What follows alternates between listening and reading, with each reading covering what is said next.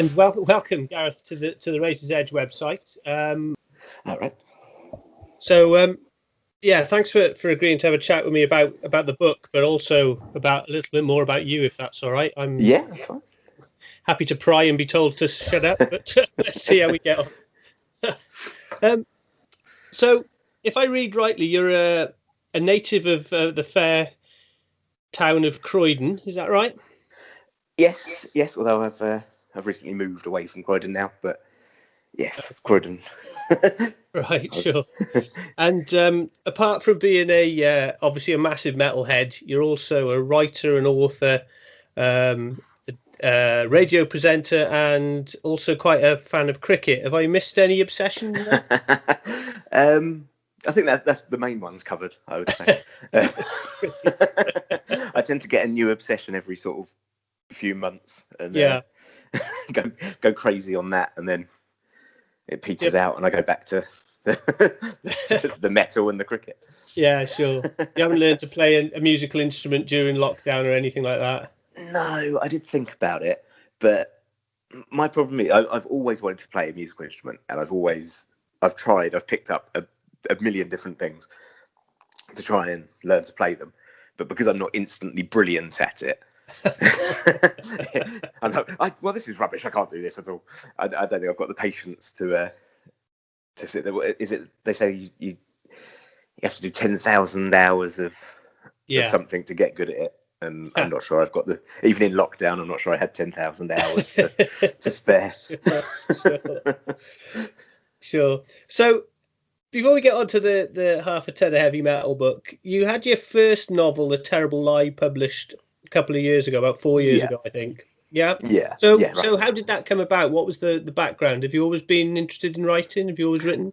Yes. Yeah. I mean, even from when I was very young, I've always written something. I've always had something creative that I'm working on, sort of generally to do with writing and stuff. Yeah. And it sort of got to the point in my life where I was like, well, I've always wanted to write a book. If I'm going to do it, I need to actually sit down and focus. I had about 5 or 6 other books started, Mm-hmm. and it was like, well, no, I need to concentrate on one and actually get it written. And once you sort of do the first draft, and you realise you can actually write enough words to make an entire book, then sort of you can kick on from there. You can do all the editing, and you can do all the actually making it half decent sort of at that point. But yeah, I think a lot of people sort of start writing things and then try and get that first chapter or whatever written and perfect. Mm-hmm. And I was guilty of that before, still trying to do that. And when the real knack is just getting right the way through, create a story, or if you're a non-fiction, like get enough words down that you can actually think, I've got a book now. I just need to get it up to a standard I actually like. Yeah. So what was the pivotal moment when? I mean, how difficult is it to get a book published? Well, both of my books are self-published. Yeah. So I mean, with things like Amazon and well, the internet, really, that it's so much easier now to get books out there without going down the traditional route of finding a publisher and things. Yeah. So, but obviously, it's the quality then of some of them, like, it suffers because people will just write something and put it out, whereas I wanted to make something that I was proud of, and with both of the books that obviously they're very different. One's a crime novel and the other's a non-fiction book about heavy metal. But it's the same principle of writing it and editing it and doing it all. I did it all myself.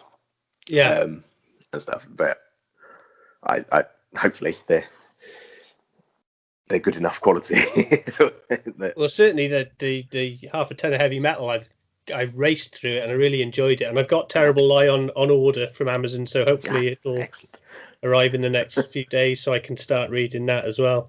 What was the reviews on Amazon are very positive about it. Was the overall response good?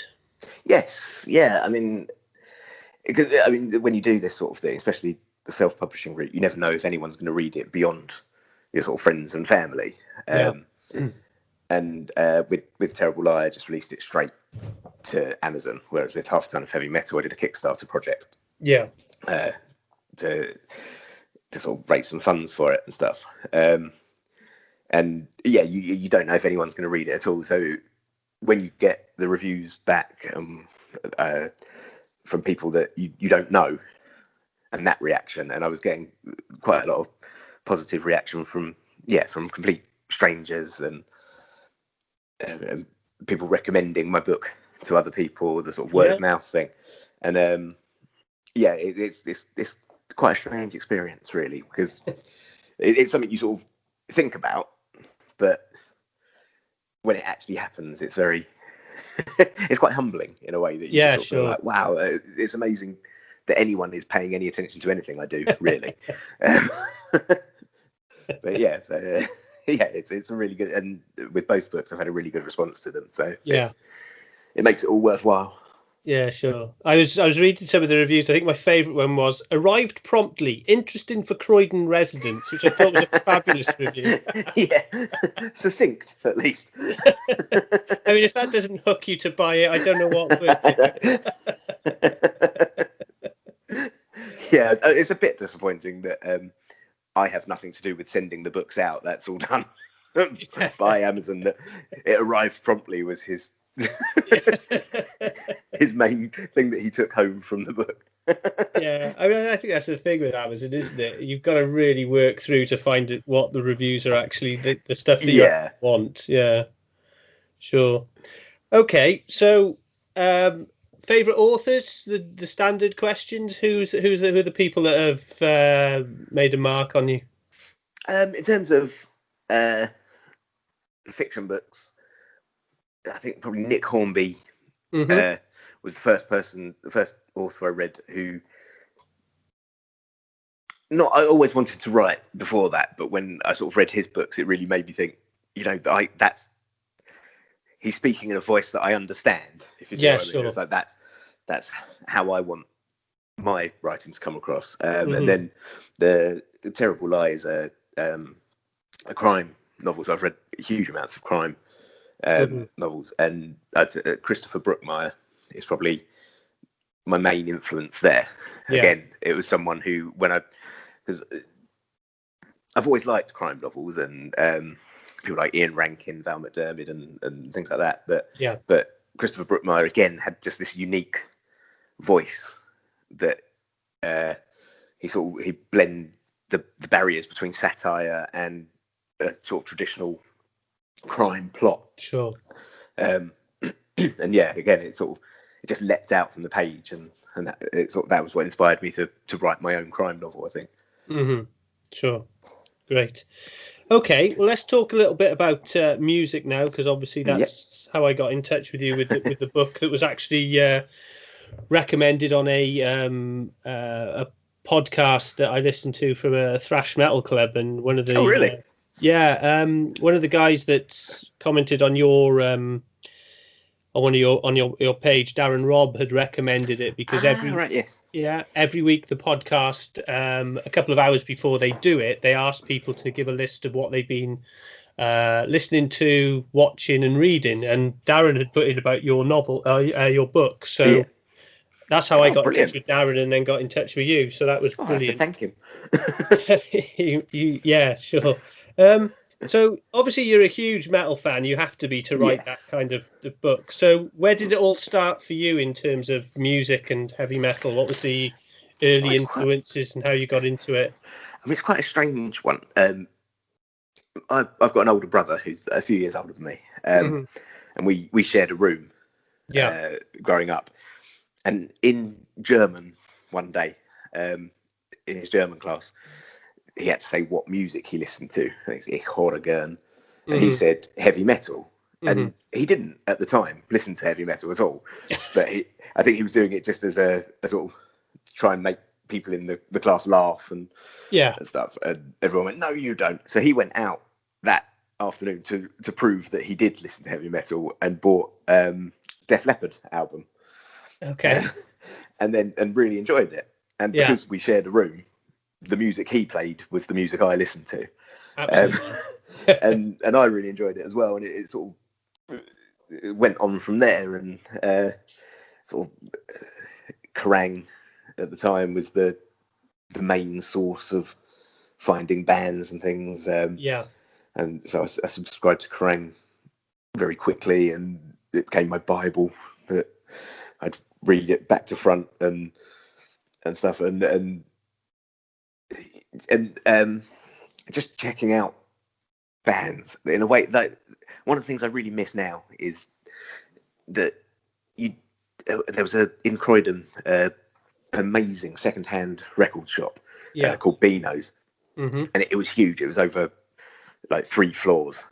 Of all this stuff, and you just go in, and I didn't know half the bands that I was looking at. I'd just go to the sort of rock and metal section and just flick through and use my pocket money to buy an album from just a band that sounded interesting. Like Danzig was one of them, because I liked the skull on the on the cover. Death, because they were called Death, and that, as a sort of 13-14-year-old boy, that was just like, yes, how can you not like a band called Death?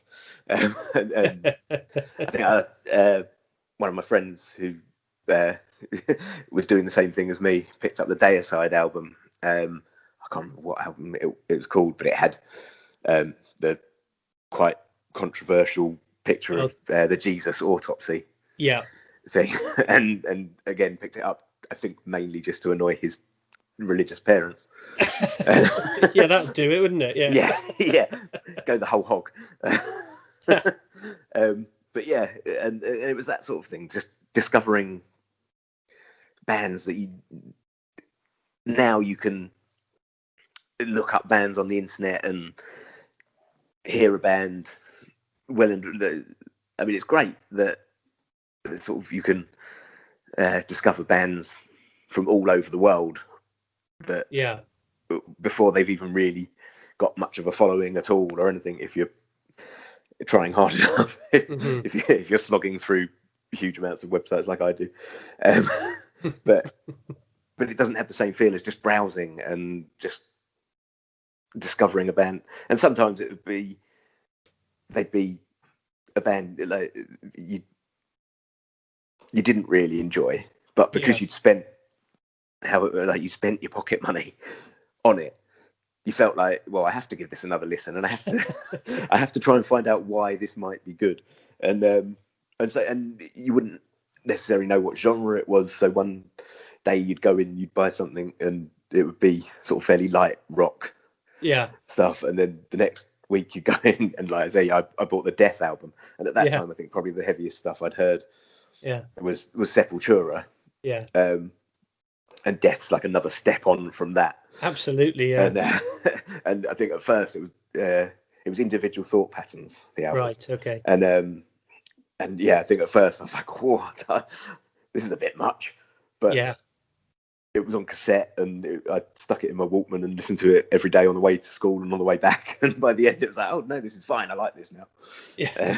And I think that's sort of the thing with metal, is that to an outsider, when some of the bands, especially the more extreme ones, I can understand that people just can't comprehend how people can listen to it, because there isn't sort of noticeable hooks or an obvious chorus or even sometimes music that sounds like music with some bands. But it's like anything, you develop taste over time, don't you? It's like absolutely, like spicy food. You don't start with Vindaloo. You start at your korma and you work up.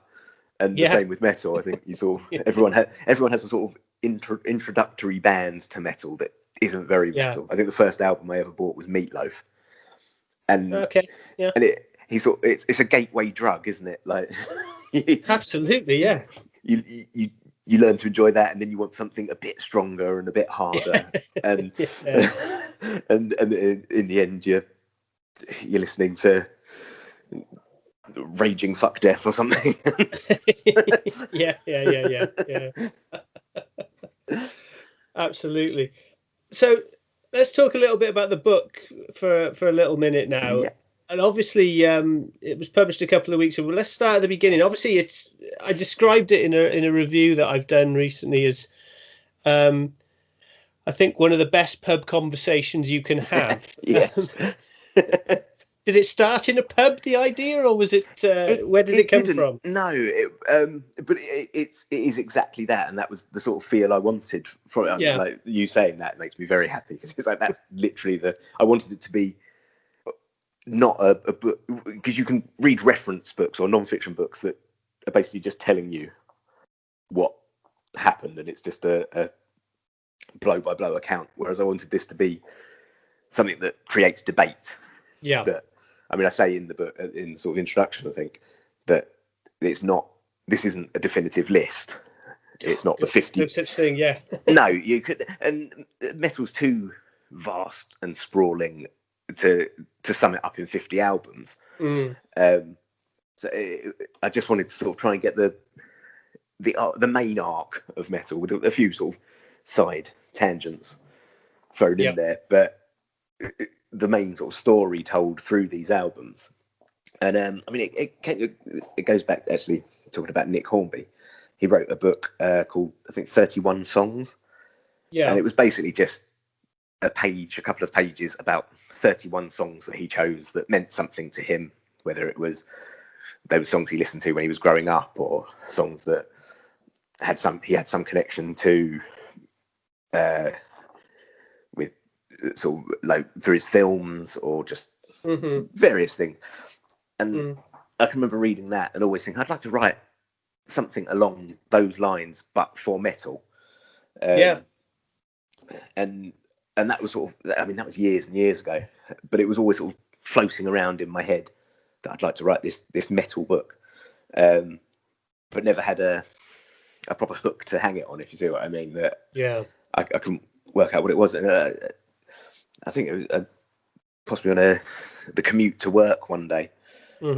Just sort of started thinking, well, how could you tell the story of metal? I'm very fascinated by the history of metal and the sort of social side of it. That there's the myth of what metal fans are like, but anyone who listens to metal knows that that's not really what they're like. That it's such a great community, but at the same time, you can't start a conversation with a metal fan without it ending into some kind of debate. Someone will argue with you about any band. Obviously, there's the whole "that's not metal" thing. Someone somewhere will tell you that a band you like isn't metal, and all that was sort of swirling around in my head, and I just thought, well, let's try and harness that and make a book that is that argument, like you say, it is that pub debate. If you could choose an album for every year from 1970 up to, well, it's 2019, so 50 albums. What ones would you choose? And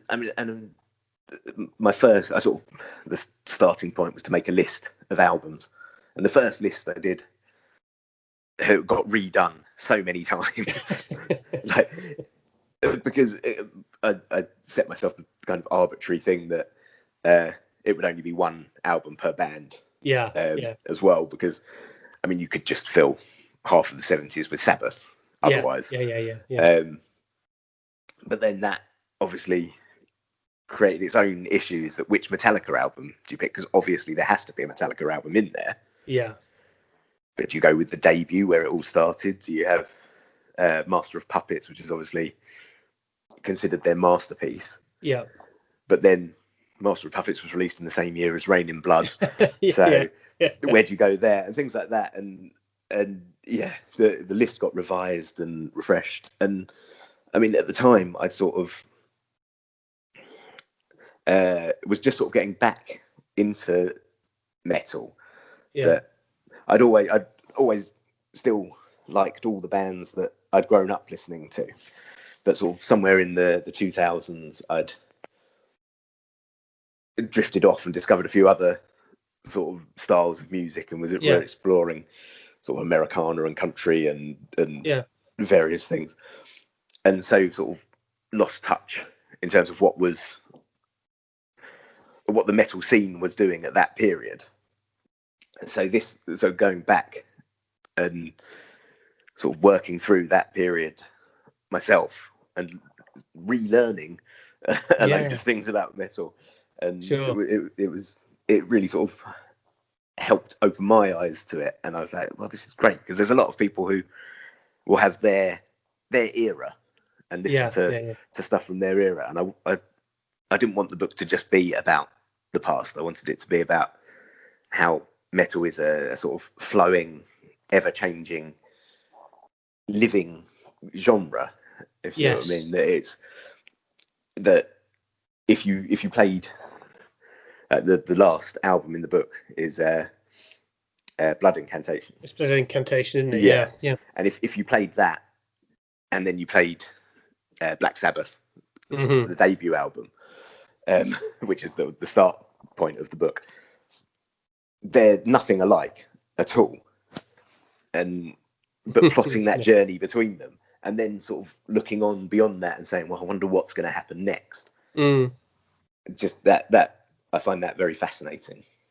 No, I agree. And I was just thinking now, I mean, the way that metal has evolved is if you looked at like a metal crowd in the 70s and 80s compared to the people that would be queuing up to go and see a band these days, the variation in the people in the queue is substantially more in 2019. I was going to say 2020, but I don't think anyone's queued for a gig in 2020. No. I managed to sneak one in at the start of the year, I think. Yeah. Because I was, my first gigs were in the early 80s, and you know, you had to have denim, you had to have leather, you had to be growing your hair, you had to have high tops and tight jeans, and everyone in the crowd. I remember my mother saying to me when she picked me up after a gig and I was about 13, and she said, I don't know why you complain about wearing a school uniform, because you all look the bloody same when you come out of this gig. Yeah, I mean, it's funny, isn't it, that one of the sort of big things about the metal scene is everyone sort of talks about individuality and stuff, but then there is, again, there is a uniform, and that has changed. And I mean, I grew up sort of in the 90s, really, and so it was going from that traditional period of metal where everyone was denim and as you say, like the high tops, tight jeans and stuff, and then grunge came along and everything sort of changed slightly, and new metal came in, and they didn't look at all like your traditional metal. No. But then it was sort of seen as quite snobbish there was sort of a snobbish attitude to the people who did still wear the denim and things. I remember going to Ozfest in '98 and being surprised at how many of that old school crowd were still there, because obviously I'd only really associated at that time with other people who were listening to the same stuff as I was, the sort of 90s metal, the new metal stuff. And it was like, oh no, that is still a huge thing. And and again, sort of with this book, like there are genres that I've not always paid attention to, or I've dismissed as, I don't really like that sort of stuff. But I had to go back and I had to look at them all to try and get to fit as many as I could into the book. I couldn't fit everything in, but to get these ones. And listening back now, when I haven't got the sort of preconceived ideas that I did when I was younger, it's opened my mind to so much more. And there's so much to discover. And I think now that because everything is available now on Spotify and your streaming services, you can listen to anything at all. Yes. Whereas, and it's free, and I know that's not great for the artists themselves, but for the fan, it means you can experiment more. So I think there's more, people are more open to going back and looking at genres that might have been considered a bit sad or a bit old-fashioned and things, and taking stuff from that and then throwing it into into extreme metal and stuff, and sort of things on the cutting edge, and using. I think metal's very good at that other musical genres don't really do. Is respecting the heritage, but pushing it forward as well at the same time. Yeah, that's a great point. Yeah, I agree. So the choices you've talked about, the choices that you've made, and you've already said it's obviously hours of agonising and cutting it back and stuff. When I was going through it, I mean, I got through the 70s and I was turning the page and going, Sabbath, Aerosmith, Alice Cooper, Priest, I didn't have a problem with any of the 70s whatsoever. I thought, for me, I think obviously because of the way that metal evolved, the 70s was potentially the easiest decade to do. Yeah, the 70s, it was pretty much just, I knew exactly what bands were going to be in there. As you say, like you have to have Sabbath, Priest, obviously, Deep Purple, like, and then as the sort of decade went on, obviously Alice Cooper and Van Halen and things, and so it was just a case of shuffling it about to be able to pick the right years. Because I mean, the thing was that, especially at the start of the 70s, bands like Sabbath and Zeppelin were releasing 3 or 4 albums in the space of a couple of years. Yeah. So in some years you had multiple Led Zeppelin albums you could choose from, and stuff. And so it was just a case of shuffling the cards around so that you could get them all in to the decade. But then after that, it just goes crazy, really. I think in the book I quite often sort of use the metaphor of the tree, and that it branches off. Yes. And in the 70s it was the trunk, basically. It's a direct line from one to the other. And then in the 80s, obviously you had sort of the hair metal bands and then the thrash bands as the two main sort of rival groups. But then you did have a few more sort of bands coming through, doing different little bits and pieces and starting to experiment and push boundaries and stuff like that as well. So it became much harder from then on to find to fit everything in. There was just, I think it's from the 80s on, I could definitely rewrite the book entirely with 40 different albums. Yeah, I agree. I mean, I've lent it to my son, and I'm waiting for him to message me and say, how the hell has he put this one in here and not that one and all the rest of it? But I mean, that's the main response I've got, I think, from most people. That they come back and go, I can't believe you put that in for 1995. What?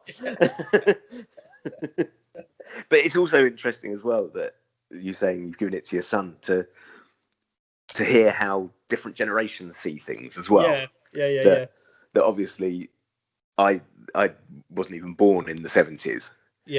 So sort of that stuff has become almost sort of metal folklore, those bands in the 70s. And sort of everyone knows about them, and they're always mentioned and stuff. So you've got that. But as I say, I drifted away from the metal scene a bit, sort of in the 2000s, and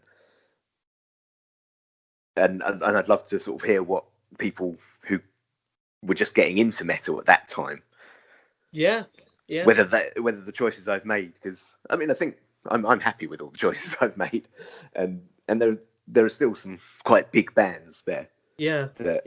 That I did think, well, they've got to be Avenged Sevenfold. I think they've got to be in there somewhere, and Mastodon and things.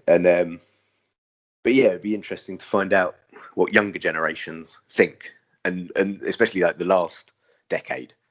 That yeah, although that's I've really been much more sort of back in the fold, yeah. sort of for the last decade, but I'm not the teenager anymore. I'm I'm an adult, a fully grown adult. Yeah. And Yeah. and what I like, and obviously the albums in the book aren't necessarily my favourite albums. I There are was a going to couple of ask you albums about in there. that. Yeah. Yeah, no, there are a couple of albums in there that I don't actually like. Good. That was one of my questions. Yeah. But yeah, so yeah, just be interesting to see what other people of other generations, the newer ones, that if these bands mean anything to sort of 18 and 19-year-olds getting into metal, or if this is old man metal that I've picked. Yeah, I think it will be interesting. I'll let you know what Ant says. Yes, definitely. One of the things that I'm really intrigued about in how you write it is, although you picked an album per year, I assume it's a conscious decision. What you haven't done, which I really liked, was you haven't actually spent huge amounts of time analysing each particular album. You've just used it as part of the journey. Yes, yeah. I wanted it to be a springboard rather than a book about, again, when I sort of mentioned earlier about sort of dry reference type books. I didn't want it to be that, like 1001 albums you must hear before you die. Yeah. Those sort of books where it is literally just tells you what the good songs on the album or what the style of the album is and stuff. Yeah. Because I think what I find interesting about metal is all the stuff around it. Mm-hmm. And like obviously there's a lot of controversial times. My partner read the book and she's not particularly into metal. Mm-hmm. But she read the book and was really interested. And something she said that I hadn't really picked up on while I was writing was how many people die in the book. And considering my previous book was a murder mystery, yeah, a lot more people die in my metal book than in my crime novel. But yeah, it's sort of I wanted to explore the what was going on at the time. Yeah. Rather than a focus on the album, because you can read a review of an album anywhere. You can go online and find reviews of classic albums and things, or anything. And yeah, I didn't want it to be an analysis of the album itself. I wanted it to be a narrative of metal.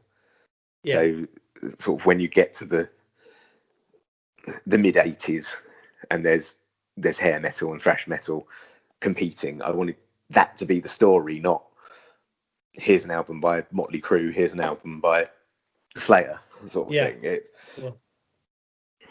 I think that's great, because what I thought, and I was glad as I started going, I was really refreshing, was I didn't have, and this is the fourth album that Martin Birch has produced, and on this one it took 17 takes to get the solo on this track and stuff that as you say, that's out there already. So it was a much more fluid read, because for me, I could see someone that isn't into metal actually, or who maybe is just starting out into metal but wants to know about the history of it without having to read obviously the history of heavy metal, the bigger book that Roger McNeil wrote and all the rest of it. It gives you a good steer all the way through, I think. Well, I'm glad.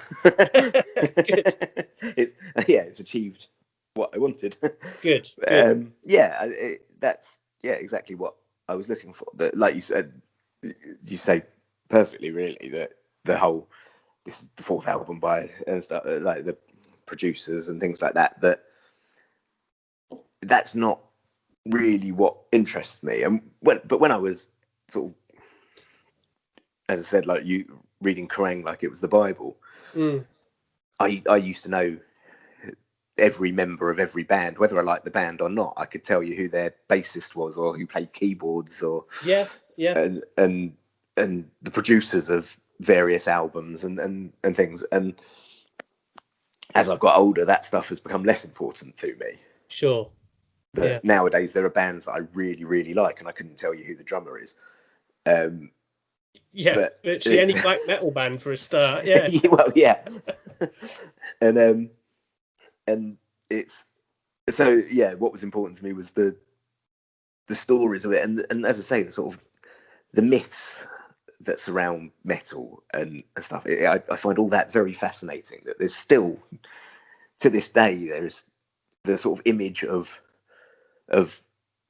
metal fans is so different to the reality. Like you say, it's such a much bigger, diverse crowd sort of listening to metal now than there was in the 80s. But the image of the 80s metalhead has kind of stuck. And people, it's still like in films, pretty sort of lazy filmmaking. It's still, you can just chuck in a metal fan and he can be the dumb guy that worships Satan and is evil, basically. And everyone hates. And it's just such a cliche, and it's not it's not reflected in the genre at all anymore. So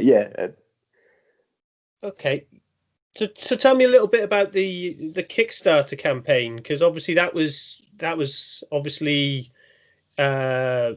influential in getting the book up and running. How did that come about? Well, it's basically, as I was sort of finishing the book, I'd already made a decision I was going to self-publish again. And to be honest, it was a bit of a vanity project that I could have, if I wanted to, have gone the same route as I did with Terrible Lie, and just put it straight out onto sites like Amazon and have it a paperback edition and a Kindle edition that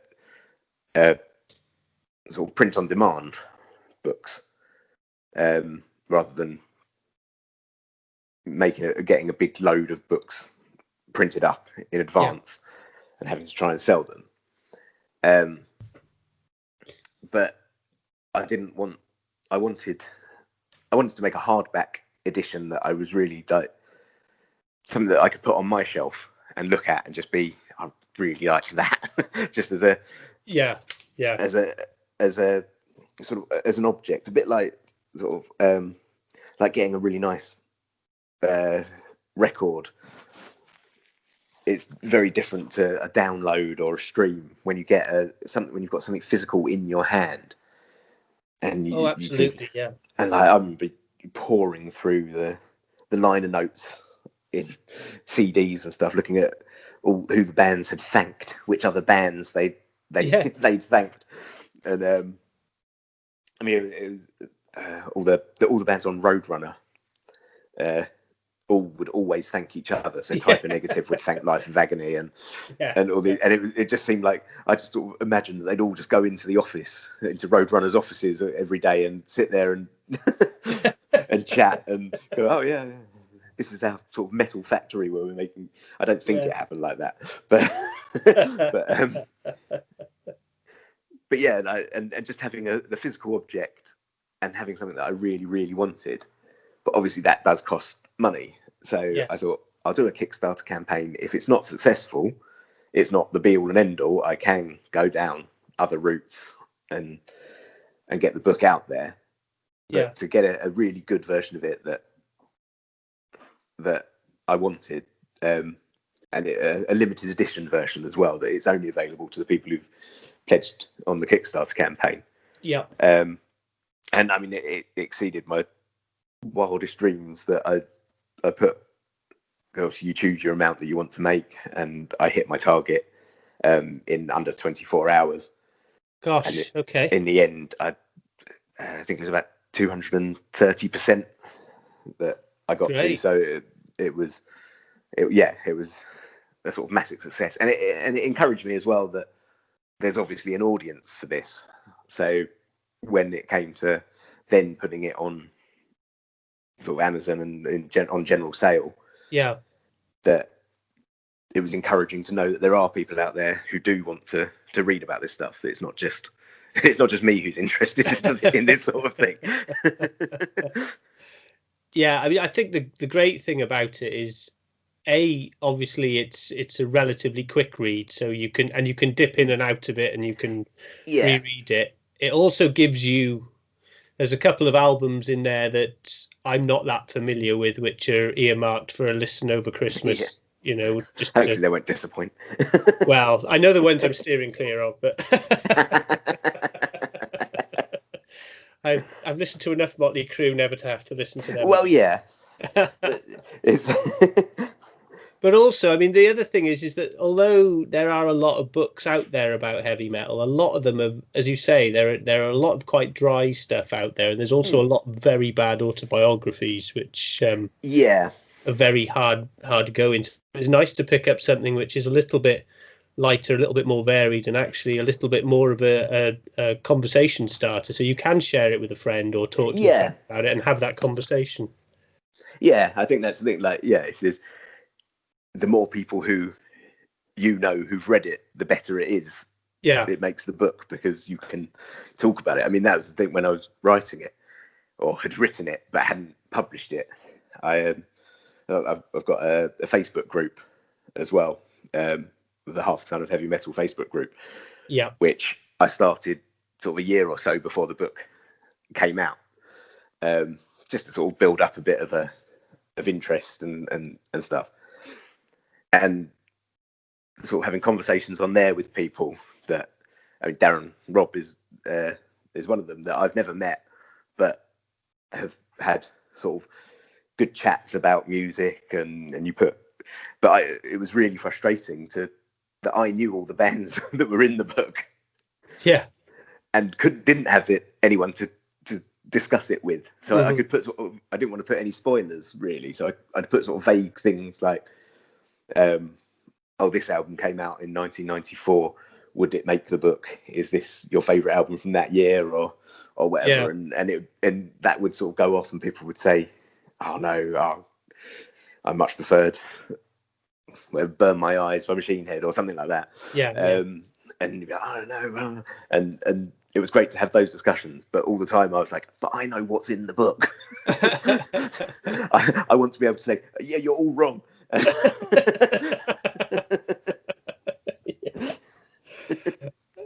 I talking about social media, and I'm now following you on the Half a Ten page. But, social media, obviously, you're of an age which means that social media is probably relatively straightforward to you, and probably quite a useful tool. I know that you're on Twitter and a few other sites as well.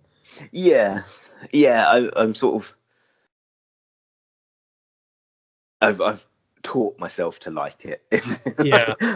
I was reluctant. I'm old enough to know a time before social media. I'm old enough to know a time before the internet. So, but that I'm not sure it's not like, I mean, I'm on Instagram, but I'm very bad at ever putting things on there. I'm not an influencer in any way. But it's the Facebook is probably the one I'm most comfortable on. But I mean, it is nowadays. It is a promotional tool. These things. It's how you get stuff out there. That there's not the sort of traditional media is drifting away. And I mean, I'm sure you've found with things that, because I mean, I've written for various sort of websites and things like that as well, that you can put the best content on a website, or you can put the best content into a magazine or something, but then to get people to actually read it, you have to put a snappy post onto Facebook or Twitter to actually encourage people to get there, and you wonder if people are actually ever clicking the links, or if they're just pressing like, because it says, "Oh, come and read our review of the latest album by whoever," and people just go, "Yeah, like." and you think, well, have you read the review? Yeah, it does. It does make me laugh. I've just recently stopped writing for one website that I've been writing for several years, and I've also just stopped writing for Powerplay magazine after the last issue and all the hoo-ha with that. But it does make me laugh when you see people that say, I'm looking for some new music. What would you recommend? And you think there are about 1 million sites with reviews on there that we slog our guts out week after week writing. Why don't you just bloody read the thing? Yeah, it's that. I've recently started writing for Emerging Rock Bands magazine, and I mean, I think it's a great idea that it is literally devoted to these new bands.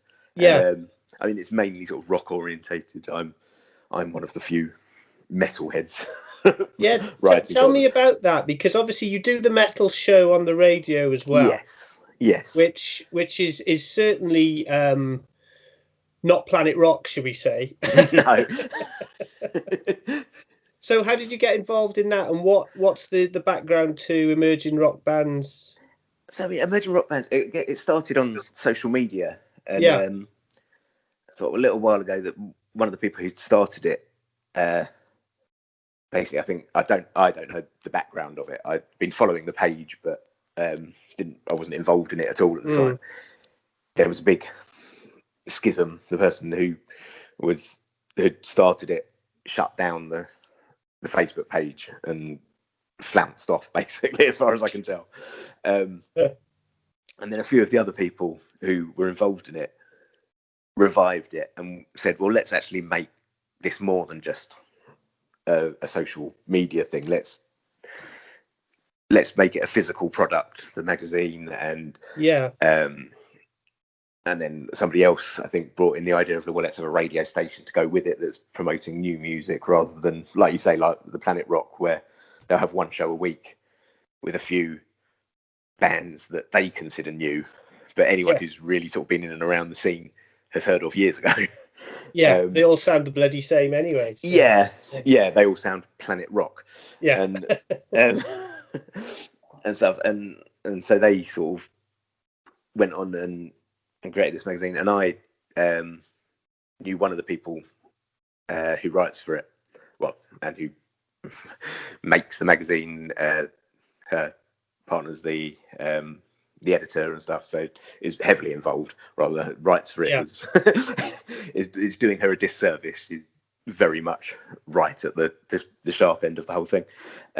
Right. Because she'd written for a website I wrote for previously, Down the Front Media. And, I know that. And she basically said, would I like to do some stuff for them? And it was around the time that I was putting the final touches on the book and getting it all ready. So I was like, well, I'm a bit busy now, but would absolutely love to in the future. Mm-hmm.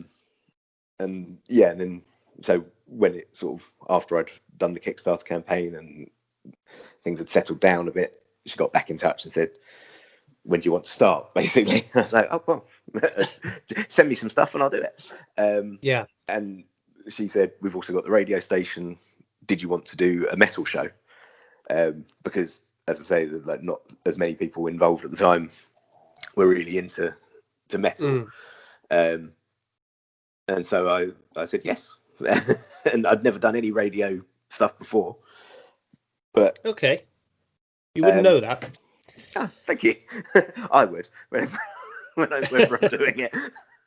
It's one of the most cringy things, hearing yourself back. Yeah. But yeah, it's really enjoyable, because it's forced me to go out and discover even more bands that I didn't want to be playing. I mean,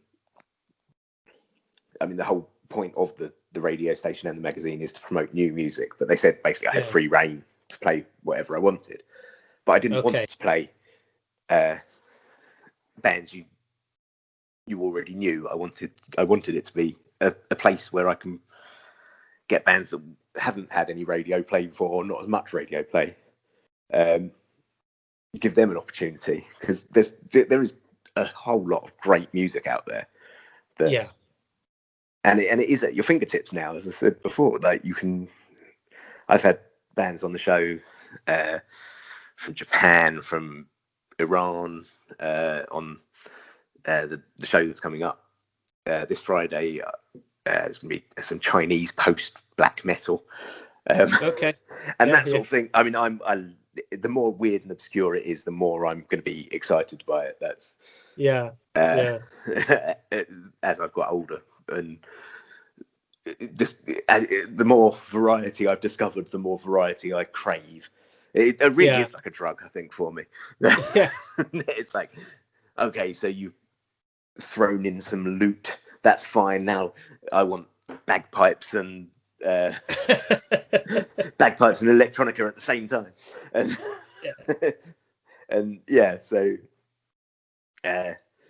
the radio show gives me the opportunity to basically indulge myself in that, finding new bands. And I mean, the show I listened to, which I think might have been last week, so it might have been the weeks before. I think the only band I knew on there that you'd played, did you play the Dust Coda? Was that right? No, I didn't. No. I mean, I love the Dust Coda. They probably wouldn't fit on a metal band rock show. No, they're a bit on the light side for me. Yeah. Well, not for me. I like them, but there was one band on there, and I thought, I know these, and then everything else that you played, I was like, I like that. Better make a note of that. Make a note of that. Which I think is obviously the idea of the whole. Yeah. The whole I mean, show, I do try and throw in a couple of bands that not huge bands, but that you might have either heard of or have heard a bit of stuff. Sort of to lure people in a bit more, but the real passion is for the bands that, if you've not heard of it, I think that's a win, especially if you do like it as well. Yeah, sure. Yeah. Okay, so just wrapping up now, because I've had you on the phone for 50 minutes or so already, which has flown by. 2020, I've avoided the C word all the way through, but it's obviously been a strange year, and obviously we've had, for reviewers, it's been an excellent year. There's been so much good music from a whole range of bands, from the new stuff that's come out to, even the new AC/DC album, which is from possibly the most established band there, still hit a note with a lot of people. I know that you're doing your top 20 countdown on your Facebook page, so I won't ask you to reveal your top 10, because that would be a bit crap, wouldn't it? Yeah, no spoilers. But are there any, I mean, in terms of the albums that have impressed you outside of your top 10, what are the kind of albums that have been on endless loop? Anything of particular note, or is that just too hard a question to ask you on the hop? It's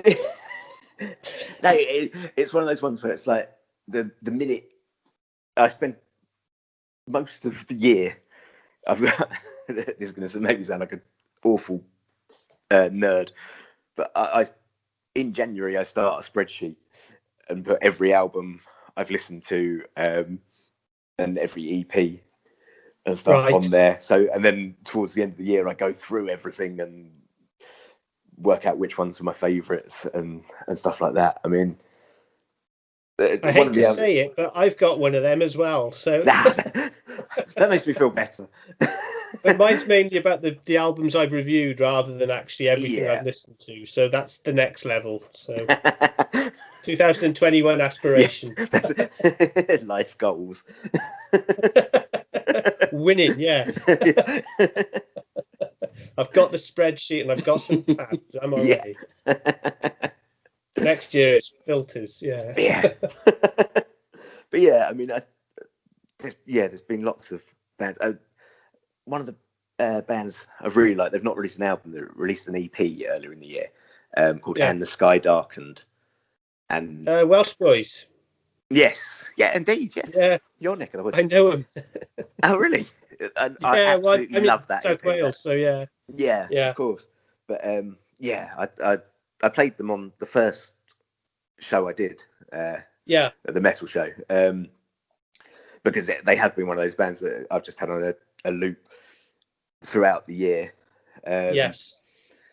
I mean, there's been so many. A band I discovered literally a couple of weeks ago. They are actually, this is revealing one of the bands that's in my top 10, but they're called the HXTXD, which I think possibly means hated, where they've used X's for vowels. Right. But I think this is one of those things where I'm old and don't really understand it. But they liked something on Twitter. Yeah. One of my posts that I'd put up about the metal show, I think it was, and I'd never heard of them, so I clicked on their profile and had a look and listened to a couple of songs and was like, they're amazing. And I mean, they at the time, probably still, they only had about 48 followers on Facebook or something, and I'm like, this is brilliant, I've discovered a band that no one's ever heard of. But I've listened to the album and listened to it again and again and again, and I was just like, it is one of the best things I've heard all year. And it staggers me that there can be the bands that I think are this good, that are completely unknown, where sort of in the past you wouldn't have, they would have just been a little local band and may never have expanded beyond that, because I think they're in America. I can't remember whereabouts in America, but and you would never have heard of them, and yet now, just because they randomly liked something I put onto the internet, and I've gone down a rabbit hole and found them, and I've found one of my favourite albums of the year. So it's great. I mean, that's the obvious positive thing about the internet and streaming and YouTube and everything else, is that you can do that. So I mean, it certainly has its negative points as well. There's the music industry hasn't ever adapted to it, or the industry itself has adapted and still makes its money, but it hasn't filtered through to the artists and stuff. And there's, like anything, there are plus points and minus points. And as I say, I miss the days of going into record shops and browsing, and that was how I discovered music. But it is, at the same time, I would never have heard of this band before unless they do, obviously, if for once the world agrees with me that the music I like is actually good, they do become bigger and more successful.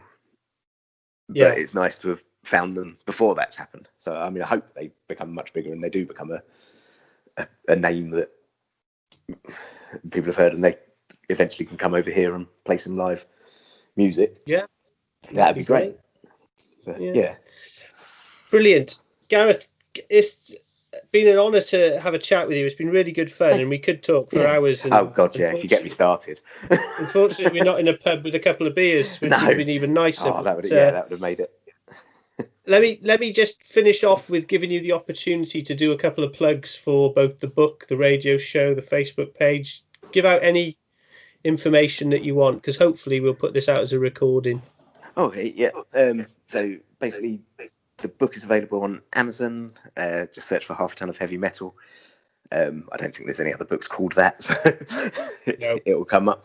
And again, the Facebook page, Half a Ton of Heavy Metal. Everyone is welcome. It's a really friendly group. Like, I encourage people to post whatever they want. I do a lot of stupid metal memes on there. No one takes anything too seriously, but at the same time, you can have a proper discussion about metal. And as we all know, we like to have a proper discussion about metal. Indeed. And if you want to listen to the radio, it's Emerging Rock Bands is the radio, so ERB radio. And the metal show is 8:00 every Friday night. Brilliant. Great. Gareth, it's been an absolute pleasure. Hopefully in 2021 we might even get to have that beer at a festival or a gig at some point. It would be really good to catch up in person. Like, yes, indeed. Yes, indeed. Hopefully the world will open up again to music. Indeed. Great. Thanks very much for your time, mate. It's been a pleasure. And brilliant. Thank you very much. I'll catch up with you soon. Yes, indeed. All right. Excellent. Take care now. Cheers. Bye. Bye.